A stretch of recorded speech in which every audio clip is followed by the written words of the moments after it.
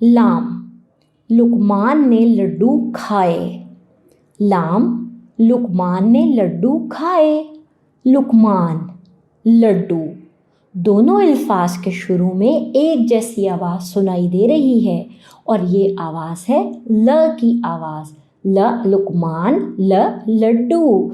और तस्वीर में नज़र आ रहे हैं मज़ेदार मीठे मीठे लड्डू। मुझे तो लड्डू बहुत पसंद है।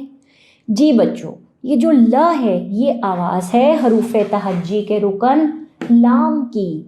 लाम कहता है ल लड्डू। लाम क्या कहता है?